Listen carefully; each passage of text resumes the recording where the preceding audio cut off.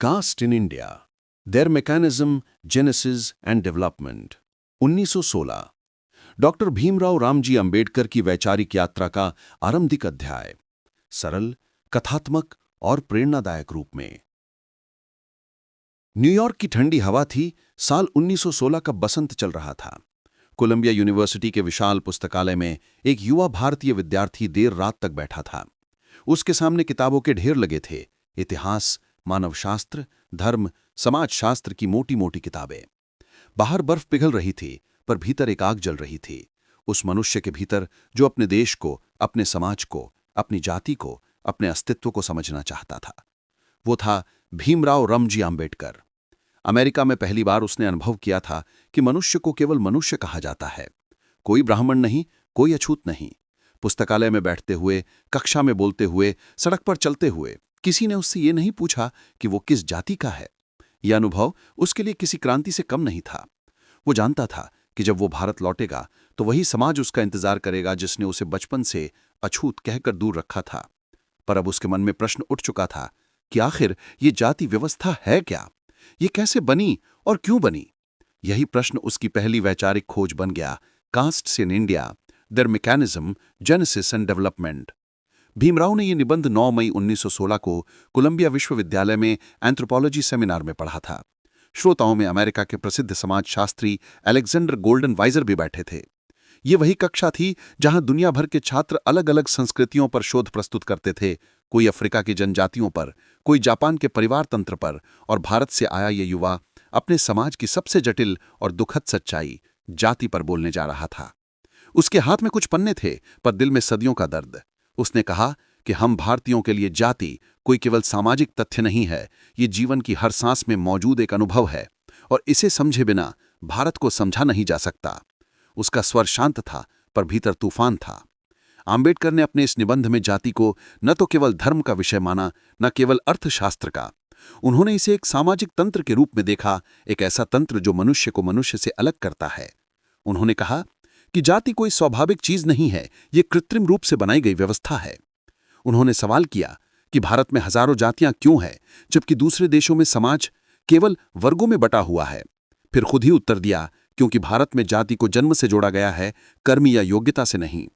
उन्होंने इस निबंध में पहली बार यह सिद्धांत रखा कि जाति व्यवस्था का मूल विवाह में रोक है, यानी जब किसी समाज में समूह अपने भीतर ही विवाह करने लगते हैं तो धीरे धीरे वे बाकी समाज से अलग होकर जाति बन जाते हैं। उन्होंने कहा कि एंडोगैमी ही जाति का हृदय है, यानी अपने ही वर्ग में विवाह। हमें अगर जाति की जड़ तक जाना चाहते हैं तो हमें विवाह प्रथा की ओर देखना होगा। यह विचार उस समय पूरी तरह नया था। उस युग में भारतीय और पश्चिमी दोनों विद्वान जाति को धर्म, कर्म या वर्ण से जोड़कर समझते थे, पर अंबेडकर ने पहली बार इसे समाजशास्त्र की दृष्टि से व्यवहार के स्तर पर समझाया। उन्होंने लिखा कि वर्ण और जाति में बहुत अंतर है। वर्ण एक विचार है, जाति एक सामाजिक तथ्य है। वर्ण शास्त्रों में है, जाति जीवन में है। उन्होंने दिखाया कि कैसे ब्राह्मण वर्ग ने अपने भीतर विवाह की सीमा बनाकर समाज के बाकी हिस्सों को भी उसी रास्ते पर चलने को मजबूर किया। पहले केवल ब्राह्मणों ने अपने भीतर विवाह की परंपरा शुरू की ताकि उनकी शुद्धता बनी रहे। फिर दूसरे वर्गों ने भी वही अपनाया, और इस तरह समाज अनेक छोटी छोटी जातियों में बंट गया। उन्होंने लिखा कि ब्राह्मण ने जाति की दीवार बनाई, पर दूसरों ने भी अपने चारों ओर वही दीवार खड़ी कर ली। ये निबंध केवल सामाजिक विश्लेषण नहीं था, ये एक जागरण था। भीमराव के लिए ये लेख केवल शैक्षणिक उपलब्धि नहीं थी, ये एक व्यक्तिगत प्रतिशोध का बौद्धिक रूप था। उन्होंने कहा कि जिस समाज में मैं जन्मा हूं उसने मुझे अछूत कहा, पर आज मैं ये दिखाऊंगा कि यह व्यवस्था किसी ईश्वरीय आदेश से नहीं बनी, बल्कि मनुष्य ने खुद अपने स्वार्थ से गढ़ी है। यह विचार किसी विद्रोह जैसा था, क्योंकि उस समय भारत में जाति को धर्म से जोड़कर पवित्र माना जाता था। अंबेडकर ने उस मिथक को तोड़ दिया।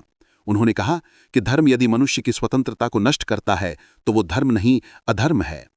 और ये बात उन्होंने 1916 में कही थी, उस समय जब गांधी अभी दक्षिण अफ्रीका से लौटे भी नहीं थे और भारत में स्वतंत्रता आंदोलन की बुनियाद ही पड़ रही थी।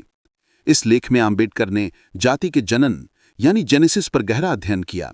उन्होंने पूछा कि आखिर किसी समय भारत में यह व्यवस्था बनी ही क्यों थी। उन्होंने उत्तर दिया कि भारत में समाज पहले वर्ण के रूप में संगठित था, अर्थात कार्य के आधार पर विभाजन था, न कि जन्म के। लेकिन जब ब्राह्मणों ने शुद्धता के नाम पर अपने वर्ग में विवाह की सीमा तय कर दी, तब वर्ण जाति में बदल गया। उन्होंने कहा कि जाति वर्ण की अपभ्रंश अवस्था है, ये एक पतन है, विकास नहीं। उन्होंने ये भी बताया कि एक बार जब जाति की दीवारें खड़ी हो गईं तो उनमें से कोई भी बाहर नहीं आ सकता था। ये समाज के भीतर समाज बन गया और प्रत्येक जाति अपनी श्रेष्ठता या नीचता की भावना में जीने लगी। उन्होंने कहा कि जाति ने समाज से सहयोग की भावना छीन ली है। भारतीय समाज में व्यक्ति अकेला है क्योंकि उसका संबंध केवल अपनी जाति तक सीमित है। ये विचार उस समय किसी विस्फोट से कम नहीं था। कोलंबिया विश्वविद्यालय के प्राध्यापकों ने ये निबंध सुना तो अचंभित रह गए। एक युवा भारतीय छात्र ने अपने देश की हजारों साल पुरानी सामाजिक व्यवस्था को इतने स्पष्ट और तार्किक ढंग से समझाया कि सब प्रभावित हुए। प्रोफेसर गोल्डनवाइजर ने कहा कि यह केवल समाजशास्त्र नहीं है, यह अपने समाज के प्रति सच्चे मनुष्य की पुकार है। लेकिन आंबेडकर के भीतर यह केवल शैक्षणिक गर्व नहीं था, यह एक मिशन बन गया था। उन्हें लगा कि यदि जाति व्यवस्था का वैज्ञानिक विश्लेषण किया जा सकता है तो उसे तोड़ा भी जा सकता है। यही विचार आगे चलकर उनके जीवन का ध्येय बना, जाति तोड़ो, मानवता जोड़ो।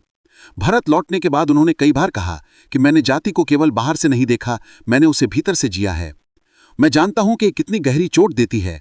कास्ट इन इंडिया केवल एक शैक्षणिक निबंध नहीं था, उस युवा की आत्मा की पहली पुकार थी जो आने वाले वर्षों में करोड़ों लोगों का नेता बनने वाला था। इसमें पहली बार उन्होंने ये कहा कि जाति कोई नैतिक व्यवस्था नहीं बल्कि एक सामाजिक रोग है और इस रोग का इलाज केवल समानता से हो सकता है। उन्होंने अपने इस लेख में यह भी कहा कि भारत में जाति प्रथा इसलिए बनी रह सकी क्योंकि लोगों ने धर्म को और सामाजिक व्यवस्था को एक ही मान लिया था। उन्होंने लिखा कि धर्म का कार्य है मनुष्य को मनुष्य बनाना, परंतु भारत में धर्म ने मनुष्य को मनुष्य से अलग कर दिया। ये वाक्य उनके आगे के समूचे जीवन का सूत्र बन गया। कास्ट इन इंडिया से शुरू हुई ये वैचारिक यात्रा आगे annihilation of caste, who were the Shudras, riddles in Hinduism और अंत में the Buddha and his Dhamma तक पहुंची, पर बीज इसी निबंध में था। इस निबंध में उन्होंने समाधान की दिशा भी दी। उन्होंने कहा कि जब तक समाज विवाह की बंदिशों, खाने पीने की वर्जनाओं और सामाजिक संपर्क की दीवारों को नहीं तोड़ेगा, जाति समाप्त नहीं होगी।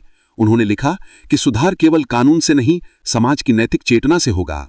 जब मनुष्य मनुष्य के साथ रोटी और बेटी का संबंध बनाएगा तभी जाति मिटेगी। ये पंक्ति आगे चलकर उनके आंदोलन का नारा बन गई।